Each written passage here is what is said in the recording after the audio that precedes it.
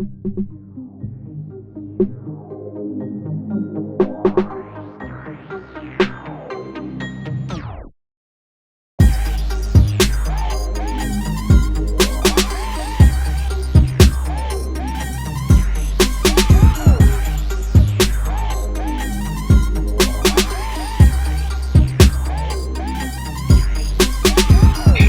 are now tuned in to the Cosmic Convos podcast, your number one source for accurate, relevant, and thought-provoking astrological conversations in the podcast nation. The place where stars and minds align.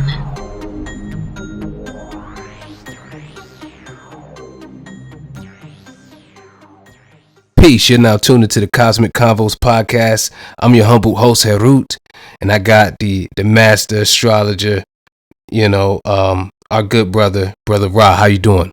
Oh, brother, living and learning, taking it a day at a time, but never better, brother, never better. How about yourself, King?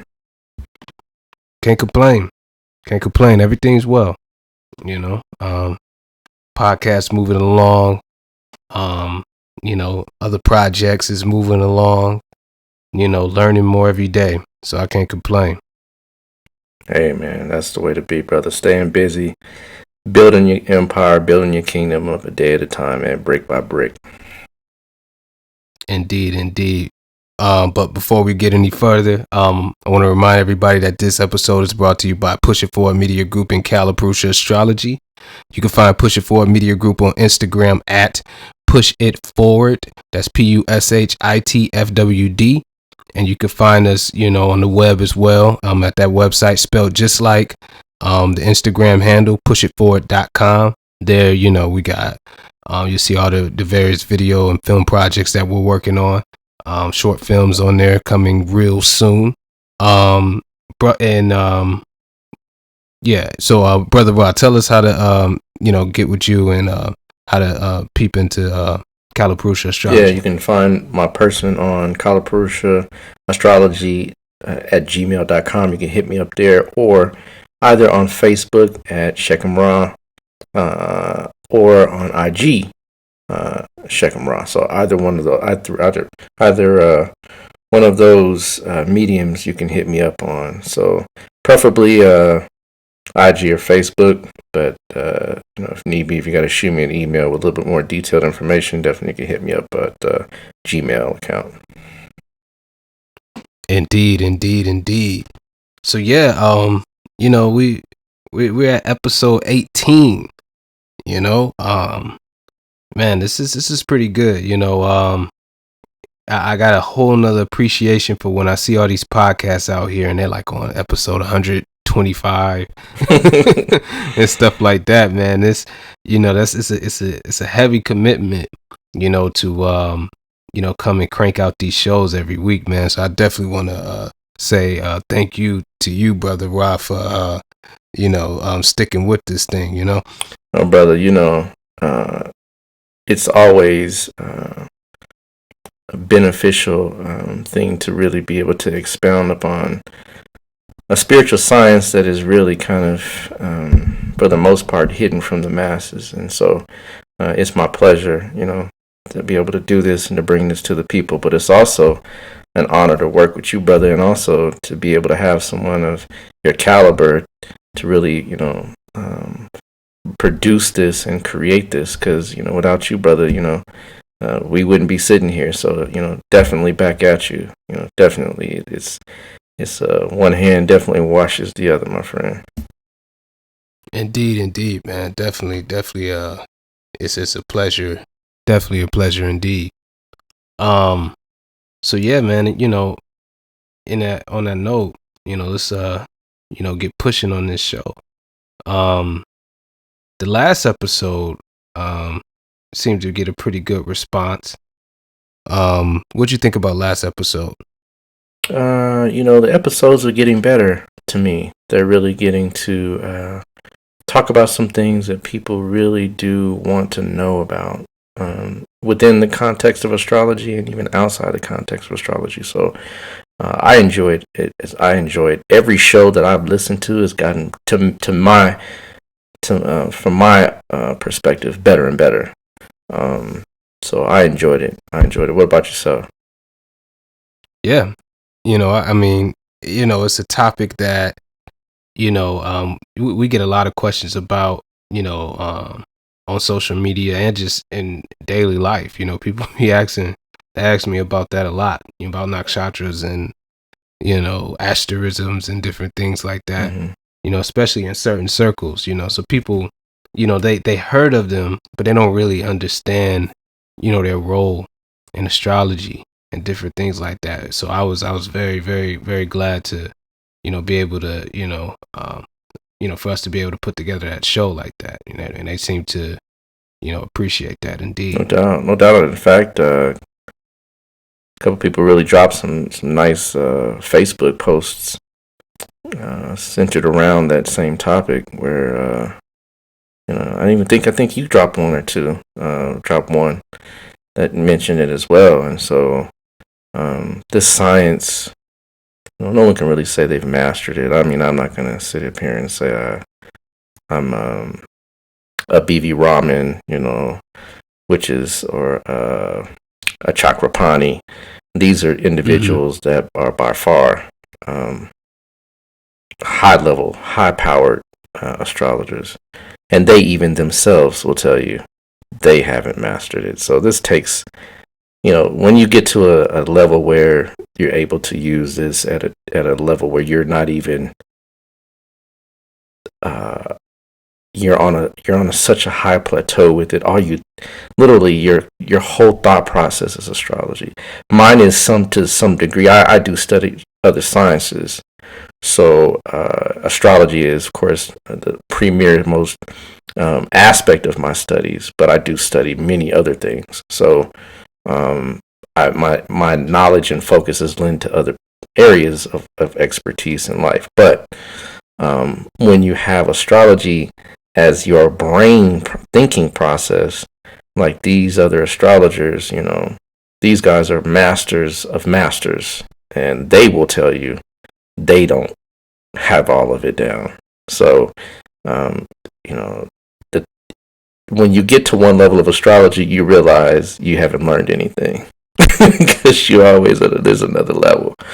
And there's another level, and there's another level, another level. So, it's just an ongoing process. I'll be doing this till I reincarnate, 3 or 4 more times. I did it in the last life, literally. I did it in the last life. There's certain principles, certain astrological placements where you can see, did you do this in the last life? And by far, my whole chart is set up this way. So, this is obviously just a continuation. I reincarnated to continue to do this. But, the science is so vast, we could take nakshatras and do probably 5 shows on it and then keep going. So, but I did enjoy it. I really think the people got a lot out of it, and they got a good understanding of really a lot of the differences in the powers that this form of astrology has in comparison to some of the others. So, and things like that, not classes, but podcasts will be coming down even more so. Things like Varga charts, things like different types of ascendants, the dashas we haven't touched upon. I mean, there's just so much stuff, right, that we're going to expound upon during these podcasts. So y'all stay strapped in, stay listening, and keep your pad and your pen, handy. Indeed. All right, so so let's start, get into today's topic. And as usual, we try to walk the line of being kind of nerding out on astrology, right? Because we could definitely do that for sure. But we also use this as practical tools in our daily lives. I use astrology in my business. I use it, in my relationship, and just, different avenues of life. My chart is just in the back of my mind, all the time. So, in that vein, we kind of want to, jump on, a topic that's, very, very, very relevant, in today's time. We're in the Me Too era, right? We're in the time period where, what they call it, cancel culture, right? We're in a time period where, you have the court of public opinion, and it's a practice of writing people off if they, go outside of the societal norms of the day, or the outward surface societal norms of the day, without any real attention, placed on, how do we help to, rehabilitate a certain person, or how do we, help develop a person, to, try to, get them to grow past whatever it is that they're engaged in that's, causing, disruption in society, and things like that, and, astrology has it's an excellent tool, for putting a true perspective, on these, on this particular issue. We live in a punitive society. They want to see blood. The justice system's not about correction, it's about revenge. So we were just talking and just, going, through a lot of the different, headlines that we've seen throughout the years and different things. And then you go and you look in the charts and it's like, boom, there it is. All day. Would you agree with that?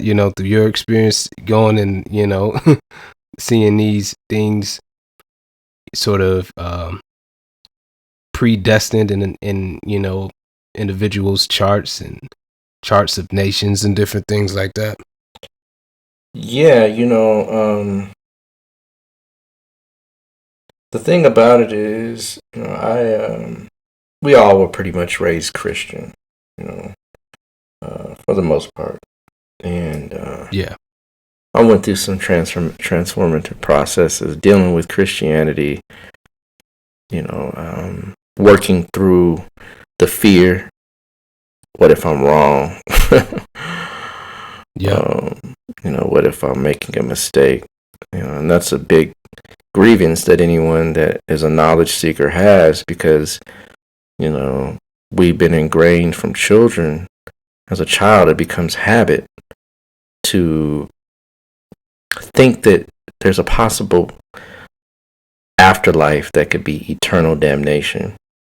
And so, when you begin to really delve into the realities behind those doctrines, you begin to see that there's a fundamental truth that is universal, and that the Supreme Being is in ultimate control. And I'm not talking about a man sitting in a chair with a white beard, right, with a white tunic on, with a rod and a staff. I'm talking about a being that is trying to experience life in all its vastness, in all its different colors and perspectives. And so when you realize that, the destiny of a man or a woman is just the opportunity for that being to witness something, to realize itself inside of the construct of what we call the human mind. It's literally something that is trying to look back upon itself. And the only way to do that is to create a being that has the ability to recognize there is something beyond yourself that is moving things. It's the only way. Because when you begin to sit back and ponder, why did this happen? Why didn't I do this? Or why did I do this? Or why did she do that? Or why did... You have to stop and really ask, did we... we did a show on that. Kind of mentioned it a little bit. Did I really make the choice, or did the choice make me? Yeah. Right. You know, it's a strange thing because inherently in the design of everything is its own demise. But inherent in the design of everything is its own ability to produce the best of itself as well. And one of the things in astrology that we learn is that when you go on through a rough period, right, you realize that it's a period. It's not forever. It doesn't last forever. It's not something that's designed to last forever. For example, a lot of people go through K2 periods. K2 periods are the roughest period of all dasha system, all dasha periods. They just are. And so it lasts for 7 years. Well, it's kind of a message inherent in that the Supreme Being says, you know what, the Saturn Dasha period lasts for 19 years, right? Rahu period lasts for 18 years. Yeah. But the worst period is one of the shortest. After the K2 period, Venus, which is the longest period for 20 years, comes right after. So you see kind of like this inherent, like when Rahu hits, Jupiter comes right after. Yeah. So it's kind of like the Supreme Being has set things up to create the balance of the powers that be, what we call malefic and benefic planets. And what that means is you have planets that are taskmasters, and you have planets that are they open up the opportunity for growth and expansion, right? And so both of them play a very crucial role in man's life, in that they both are necessary for you to do what you need to do. If everything was all beneficial and hunky-dory and you had nothing but benefic energies all around you, you would never do anything. Yeah. Right. And then if you had nothing but drill sergeants, harsh energies, forceful things manifesting, you would be broken. So there's this kind of ebb and flow, this high and low, this like balancing act, right? That creates life, right? We have catabolic energies, you have anabolic energies. They're both very necessary for your metabolic energies to be balanced. So everything in life is this duality of things. But you find in astrology, the times that you're in those rough periods, that's the time when you're actually learning the most. And there's a compassion inside of that. And that even though it might be a dark hour, right? It might be all hope seems to be lost. When you contact the astrologer, he's going to tell you, or she's going to tell you, well, within the dark period, there's some periods that definitely will be uplifting as well. Right? During Saturn Dasha, let's keep it above. Saturn Dasha lasts for 19 years. All 19 years of it is not going to be bad. Yeah. Right? In fact, you might learn that some folks don't even know how to act when they come out of the period, because they're so used to being in a certain focus that energy carries over, and they actually are getting more things done than they ever have done before. In astrology, you have transits, and in transits, you have these squares and these oppositions. While I'm dealing with a Saturn opposition, I've never got more work done in my life. It's not, folks, I'm living on this planet just like anybody else. So astrologers are not exempt, right, from the realities in which we deal with as man and woman. But we understand them, we embrace them, right, and we maximize on them a lot differently than sitting back and being or feeling oppressed or restricted or denied. Because Saturn is the planet that builds slowly. But when the building is done, you have a castle, right? So And I've never gotten more work done in my life. So it's the compassion that I get from understanding my own personal dilemmas and issues and challenges, because then it says, you know what? Everything is right on time. Right on time. And in astrology, the hidden beauty of it is that you literally can know, if you have a child, you will see the child unfold based on the chart. You will see it. I have children, right? And congratulations to you, brother, because you're going to be in the same bracket very soon, right? Thank you. You will get an opportunity to witness the unfoldment of that chart in a little life. And it's phenomenal. It's phenomenal. That's when you know this stuff, there's nothing you can do to escape it. My daughter and my son, there's nothing I could do to change their destiny. Nothing.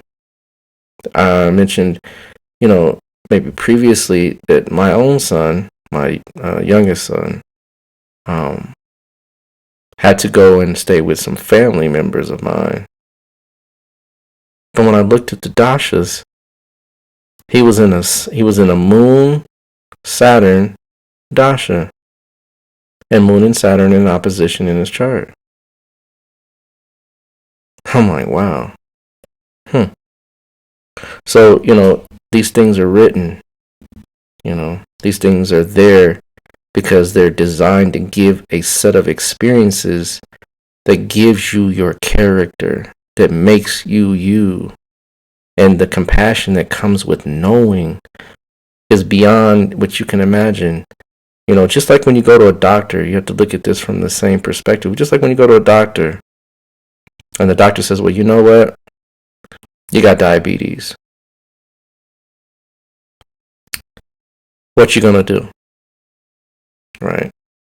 You're gonna take it, start destroying your body even more, start not caring about the fact that you have to now deal with something that has been created for you to deal with.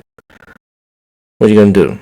You're gonna sit back and blame the doctor, blame your body, blame your mama? Or are you going to sit back and say, you know what, I'm going to exercise every day because I know that changes the context of diabetes within the body. I'm going to eat foods with fiber, right? Because that changes the context of foods in the body. I'm going to change the type of ways I get sugar. I'm going to literally change my whole life. And you know what? You actually become healthier. So the doctor didn't do you a disservice. He just told you what the reality is. It's the same thing we do, but on a much deeper level, because we can see the psychological implications of the diabetes. We can see Venus in the sixth house. Yeah. That's one of the combinations, y'all. I mean, not all people who have Venus in the sixth house has it. No, but there's a proclivity to love sweets.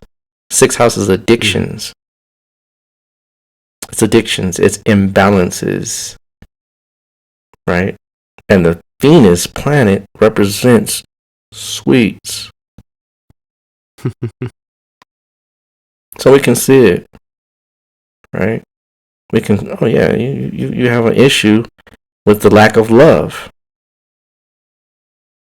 What do you mean? How do you know? There's Venus in the sixth house. It's showing me. The sixth house is the third house from the fourth. That means that the mother, right, at the time when you were born, was very much engaged in literally moving and shaking and changing her whole life around relationships. And those relationships were starved of some type of commitment, or some broken promises, or some type of affection, and you felt and imbibed those energies, and from then on you've been seeking to fill those voids with things that we call pleasure foods. I mean, it's all there, right? That's the deeper aspects of it. Yeah. I mean, it goes deep, but nonetheless, we can see it, right?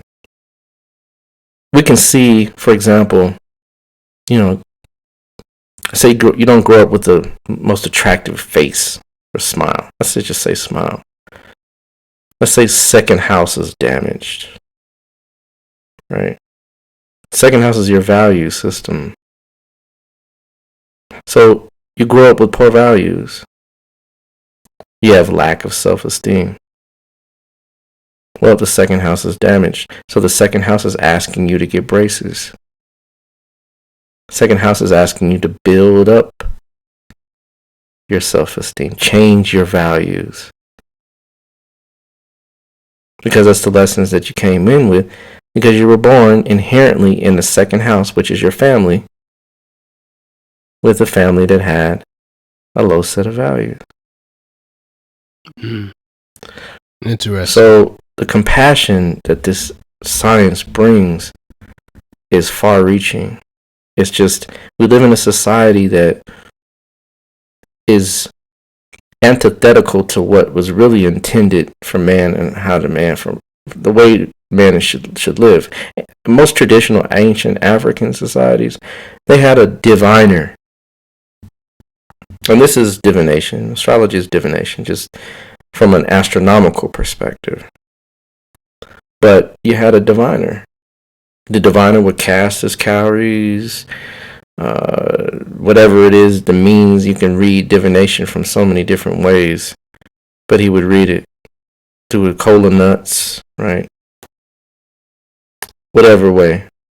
And he would say, or she would say, usually he, your son's going to be born, and he's going to have Eshu, Elegwa, as his main attribute to develop. And everybody in the community knows, oh, wow. So he going to be talking and got the gift of gab. But that also means that he could potentially be one that can embellish, right, on the truth a little. He might twist his words to exact something that he wants to get out of the situation versus what is best for everybody. Yeah. So then you start to watch those. We would watch those characteristics, and the community would check him by letting him know, Eshu, he's on you, right? We would see it in him. And if, of course, you pop the chart, you see it all in the chart. It's the same thing, right?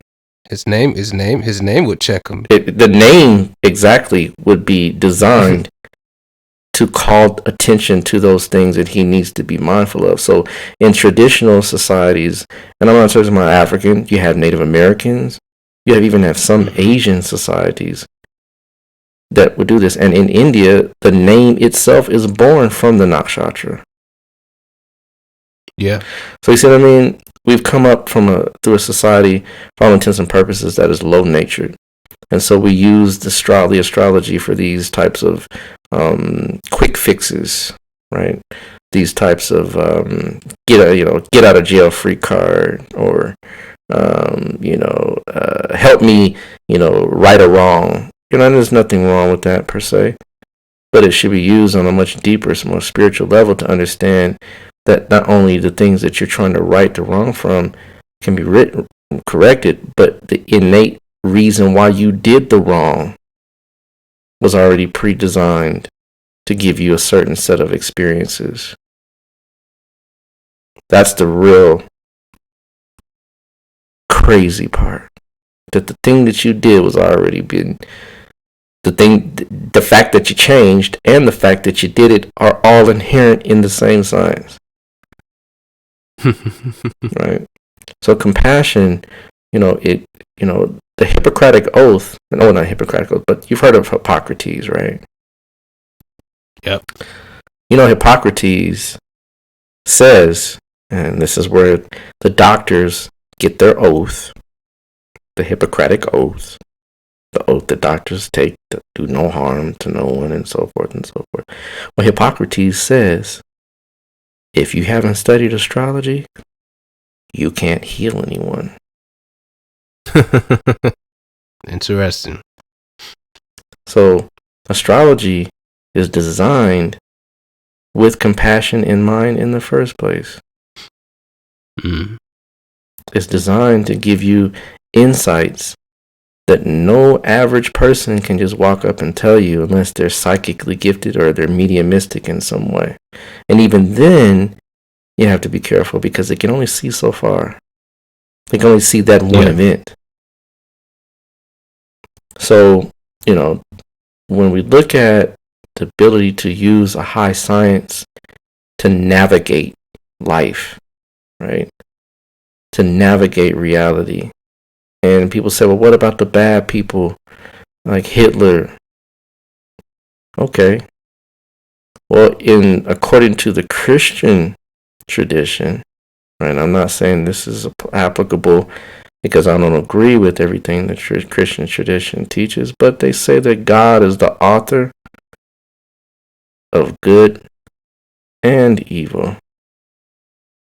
So you have to ask yourself, did Hitler's Libra ascendant with the ascendant Lord conjunct Mars, conjunct the Sun in the 7th house, engender this angry, frustrated, militaristic disposition? Absolutely. But here's the funny thing. He grew up in an environment that fostered it, and that was outside of his control as well. Yeah. So when we look back at Hitler, we can look at the chart and understand, not necessarily say that it was okay, because by all means, harming another being is not something that is cosmically sanctioned.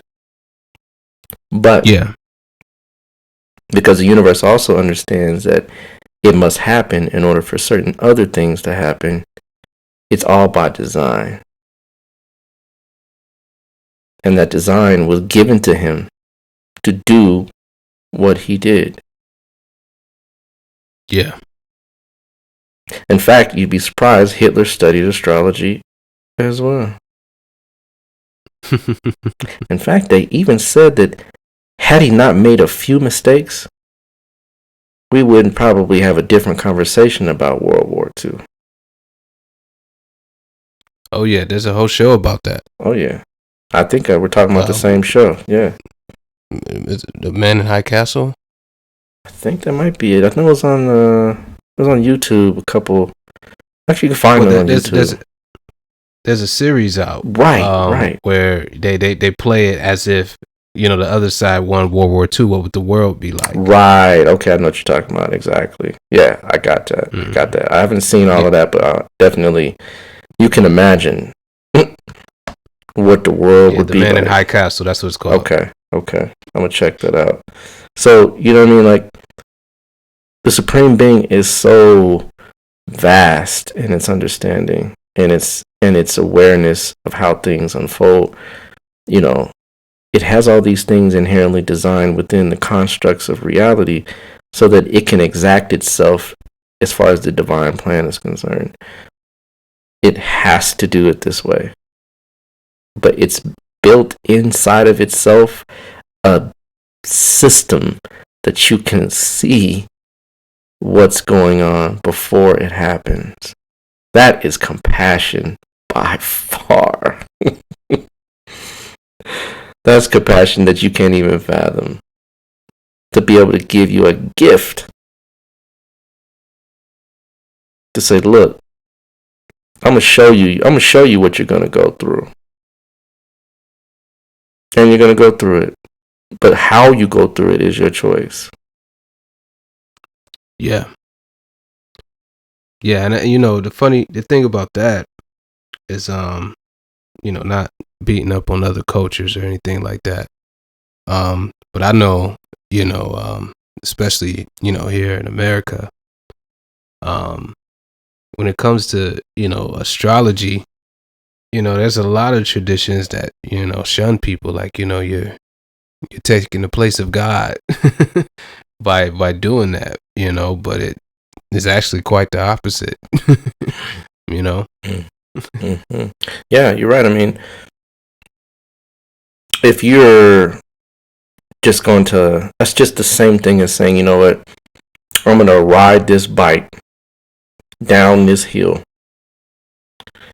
And I know the hill is going to go down. I know that. That's just inevitable. But I'm just going to close my eyes and hope God takes the wheel. And be it what happened, be it if it may, right? It's God's will. That's just the same analogy as someone saying, well, I'm not going to use astrology. I'm just going to let things happen as they are. And, I'll deal with it as it comes. But in the ninth hour, right, when your back is broken, when you have left destitute, and there's an old saying that God made death lest man not forget him. Meaning, adversity is there to awaken you, right? But if you come and someone says, I don't know if you remember, right? When you're going to get the blow, it doesn't hurt as much. Yeah, you kind of brace yourself. Well, you brace yourself, but when you get blindsided, that's the worst. It is. I felt the blow. It brought back a memory. Right. That's right. I got blindsided. Right. That's like they say, you snuck me. Right. That's like disrespect. Right. It's the worst thing. Versus a head up. Right. I'm telling you, I'm gonna hit you, and I'm gonna hit you. Right. Yeah. I mean, I would rather deal with something that would come at me face forward, or I could at least know that it's coming, to be able to parry off whatever, right, oncoming hit is coming. I mean, that's how astrology is used. You can't stop the blow. You can't stop it. Yeah. But what you can do is learn to duck. Mm-hmm. You can learn to counter. You can learn to move with the punch, to use the leverage of the other individual, then use that against that person and then ride that out. Right. Yeah. So if you're in a rough Rahu period, right, and Rahu drives most men insane, and we all go through it. That's the part of life that you looked a little crazy, right? You looked a little something, man. Unless Rahu's in a very prominent position, where it's secured by some very powerful planetary placements, then Rahu might actually give you some things that you never dreamed of, right? That actually take and catapult you to a high level, but it also can bring you down to the depths just as fast. So you have to be very careful. Because let me tell you all this, right? God can become a drug too. Spirituality can become a drug too. And then a true initiate knows that's a very dangerous place to be. So, when you're in these periods, when you say, like we talked about, as I mentioned, a Rahu period, right? You can literally use those periods to get a lot of work done. You can get things done you never even imagined. You'll travel and do things that you never even imagined. But you say, well, it's going to happen anyway. But you were riding the bike with your eyes open. It's a little different. Oh, yeah. Right. Then you know who you're meeting. Then the whole point of the whole exercise is when you are about to settle up, and they say, well, we sent you Brother Ra, and we told him to tell you your destiny. Did you listen? Did you adhere? Did you go see the brother? You were given a free gift. Well, no, I didn't. I wanted to do it my way. Well, here we are. Yeah. Now, let's settle up. And you'll remember, in that moment, that regret of not listening, that regret of not seeking, that regret of not opening your mind to the possibility that, yes, I can know certain things and will tell you certain things, whether it be good, bad, or indifferent. Because if I tell you that you got diabetes, you can cure it. If I say you got cancer, you could fight it. If I say your grandma's about to leave this planet, you can say your goodbyes. That's compassion, by far. Oh, yeah. Right? People say it can be fatal and cold, fatalistic and cold. Well, what's going to happen is going to happen. But why not be able to use it to your advantage? Why not be able to say, Grandma, I love you? Knowing in the back of your mind, and you're not instructed to tell Grandma you're about to check out, Granny. But Grandma is about to leave. It's just time. Well, do you know when she's going to leave? Between this time and this time. So take this time now. Call her today and tell her you love her. Tell her you appreciate the lessons that you gave her. Tell her that you're going to remember all the things that you told me, and that God is blessing you, and give her upliftment, because that's what souls need when they're about to enter into the inner planes. You can give her the gift of entering to the inner planes on a high note. That's compassion. Indeed. So, many things in life are like this. I've seen many charts. I've done charts for women that were barren. And I saw in the destiny, it was a very narrow window for them to be able to give birth to another baby, to a baby. It is what it is. But I told them and I warned them, and I actually gave them some opportunities to change it, and they did the best that they could. Now, destiny has it that if it's not meant for you to bequeath a being on this planet, you will not do it. I don't care what kind of technology you have. I don't care. The only way you probably could do it is through a test tube. And it's still not you carrying it to full term. Because one of the things that people don't realize is the embryonic process for a woman is it's almost to the point where you literally are attracting the type of soul that you're going to literally bring into this world. You're literally, by the time you've made love and time that or whatever you do, right, had sex, right, that baby has chosen you. Not chosen in the sense of, oh, I'm going to have fun, or this is a great opportunity. Sometimes people choose because they're going to get lessons that they had to give, they gave to somebody else, like abuse, neglect. They need those lessons so they can change. And they never do it again a lot of times. I would never do that. Sometimes they become the victimizers by being the victims, and sometimes they stop and break the cycle. And when that happens, you are gifted things. You are bequeathed certain things in this life and in the next.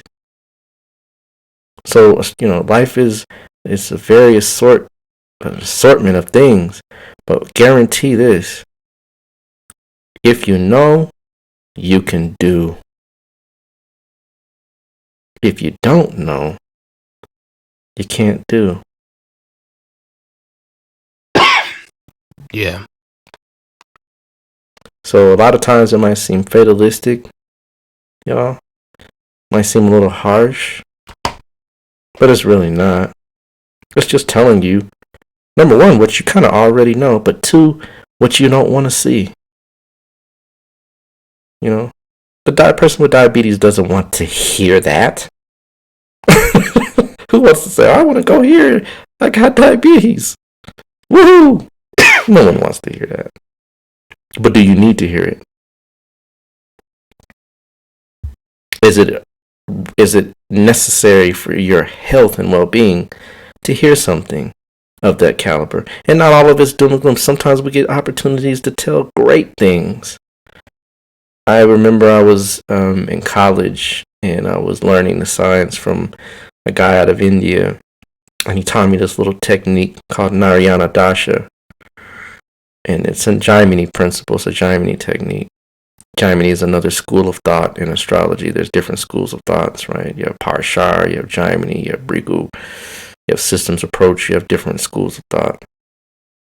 So I was using it and I was, applying it. And I had a student that was in one of my classes. And so she was like, I want you to do my chart. I want you to tell me what's going to happen with regards to my career. So, well, I can only tell you what you're going to choose based on what you've been dispositioned to choose and when that choice will yield its fruits.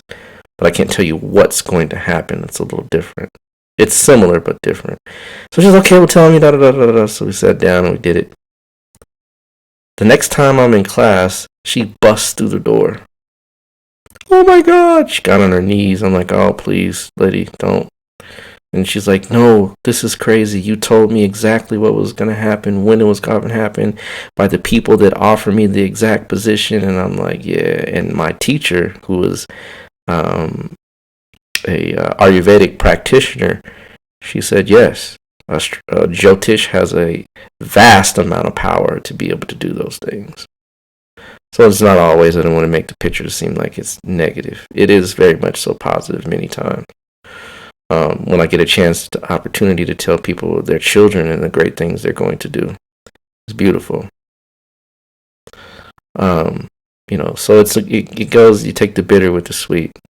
But yeah, for the most part, right, people are going to get doses of things that they necessarily just wouldn't buy at the normal Walmart, right? They wouldn't pick that up and say, I want to put this on and take it on. But what you'll find is that you're so much more powerful for it. That's right. You're so much more powerful for it. You're so much more advanced.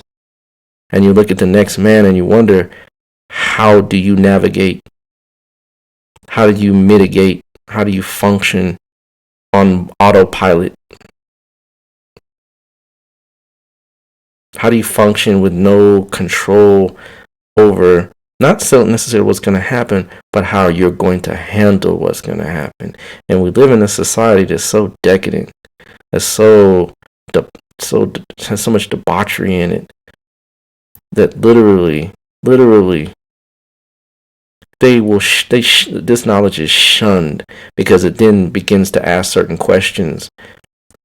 It begins to ask certain serious things that are much deeper than what YouTube and IG and all these little platforms can answer or even try to address in any type of video. It really asks you, why are you doing the things you're doing?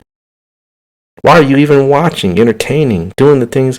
You have to start to look at yourself in a very realistic way, right?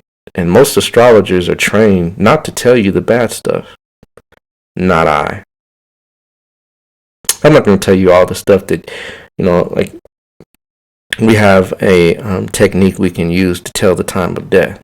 I would never tell anyone that. Never. It's not your business. Believe it or not. Yeah. I can see it. But it's not your business. People ask me all the time, well, do you know when you're going to go? Of course. It's my right to look because I have the tools and abilities and I have the knowledge to handle that insight. It doesn't bother me. I'm not living every day in a certain way. You know what I mean? To avoid some inevitability. I'm living it as I should have lived it regardless. But I take every day in a different perspective to understand that today is another day that I get to build higher and higher, deeper and deeper into my spiritual reality so that when I do leave, I can be accounted for. That's a little different. Yeah. I want to stand in front of the judgment and say, yes, I did what I was asked to do. And be able to graduate, right? And go to the next level. So, we have that ability. It's that advanced. Yeah. I don't know any Western astrologer that can do that. Not to my knowledge. They'll probably get close, but I've seen it to where I've looked at dates of death and it almost, and we're both all black, y'all. I got pretty pale. Like, good God, like it's just that accurate. Yeah. Just to test the theory. I didn't share anything with anybody, but it works that way. Mm-hmm. So, this is how it works. Astrology is so potent and so powerful. The science, the real astrology, the real science of it, so potent, so powerful that you literally can see how life is going to happen from birth till death. I had a little girl that passed. Did I see it in her chart? She didn't have a chart long enough to see it. But when I did look into what she had, absolutely. But guess who else's chart I saw it into? My own. So it wasn't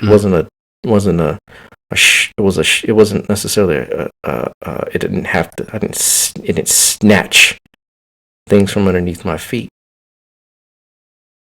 I was able to still walk, talk, function, think of things that were beneficial, positive, and I knew it was a very special ancestor that came through to teach me something very special about my own self. So, and of course the mother of the child as well, it's in her destiny as well. Straight up. Yeah. So, I've had some experiences where I can tell I've had to take the bitter medicine. Right? But the bitter medicine made me all that much more powerful. It gave me a sense of compassion so that other people that experience similar things, I can understand. And not only from a personal perspective, from a divine or cosmic perspective.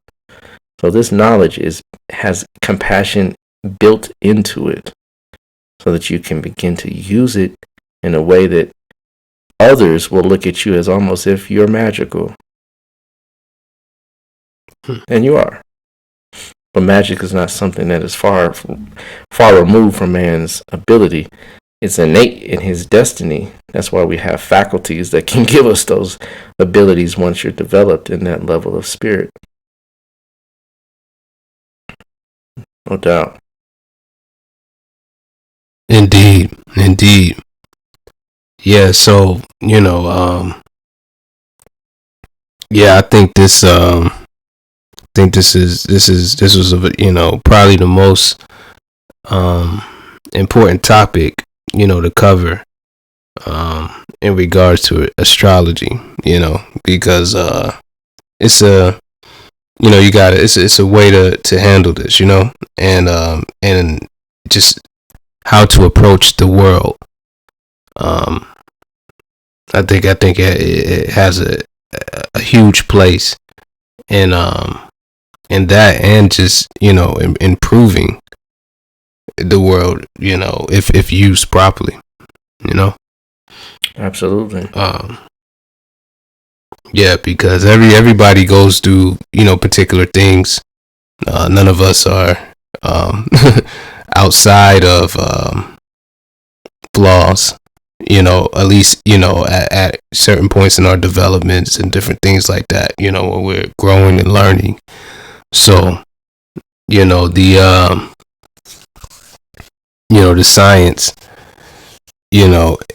really put some something objective on that, so I hope with this show, and not just with this particular show, but just as a podcast in general, we can impart that on the people and kind of make a contribution towards having people to have a level of compassion, when you see somebody who falls or making mistakes or is going through something, to know that it's not without its purpose, and that particular person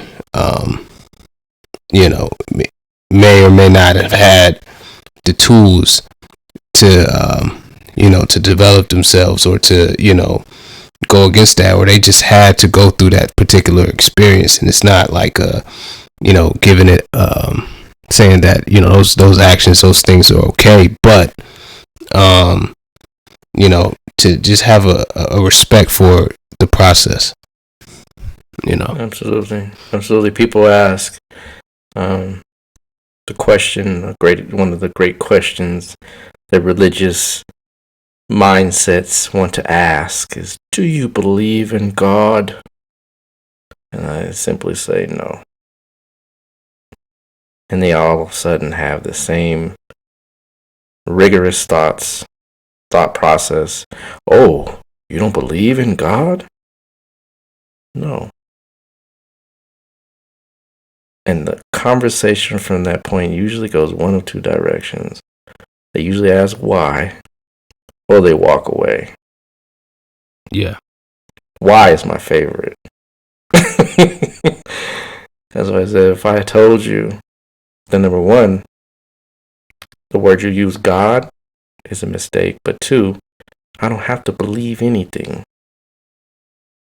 I know. Yeah. When you begin to study this deeply, you see. It almost gives you goosebumps, if you will, because you really do see there is something that is in control, whether you realize it or not. There's something that is in control, whether or not you want to call it whatever you want to call it. I don't care what label, because any label can never fit it anyway. You can't. Yeah. That's why in our culture we call it netir and jora, netter, right? But that just means it can be any and all things. So we kind of like take the label away in order to give it the proper label. Yeah. But you can call it whatever you want to call it. Allah, Buddha, Jehovah, Yahweh, Jesus, Nkulu, whatever. It is. Hey, it's there and it's in control. At all times. At all times. Even in the midst of darkness, it's especially there because it's trying to call attention for you to see something that you didn't see before.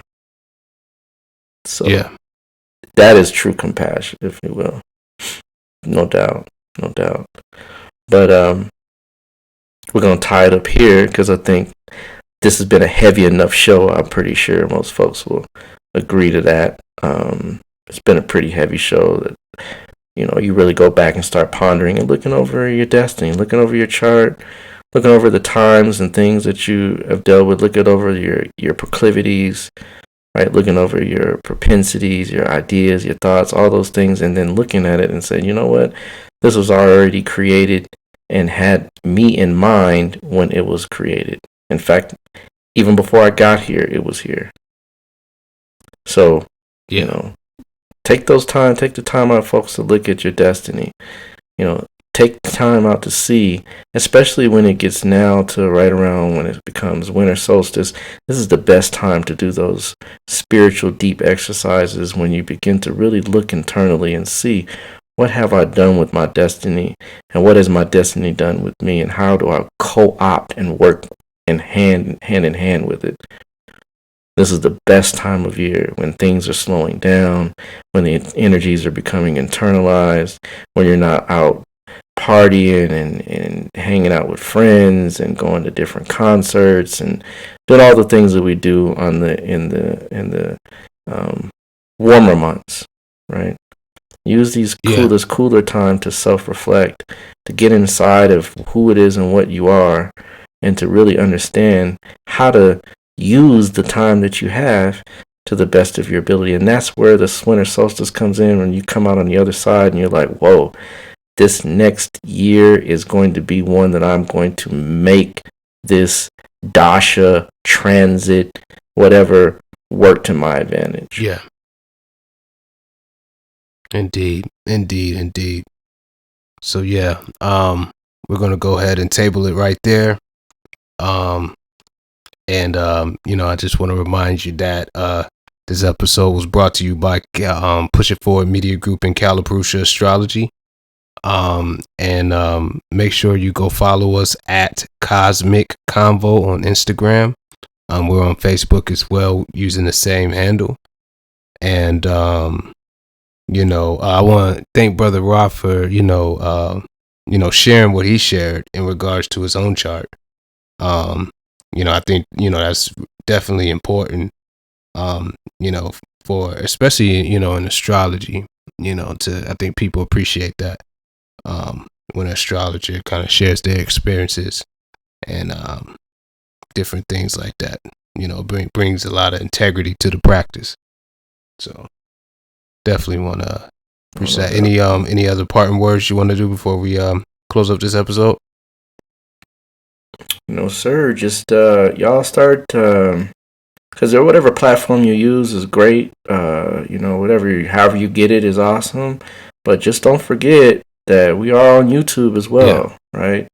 We're there, and a lot of times it's easier to just, if you're doing something and you don't have time to do this, don't have time to do that, if you can't find it, go right to YouTube, and we're right there, right on Cosmic Convos on Push It Forward Media.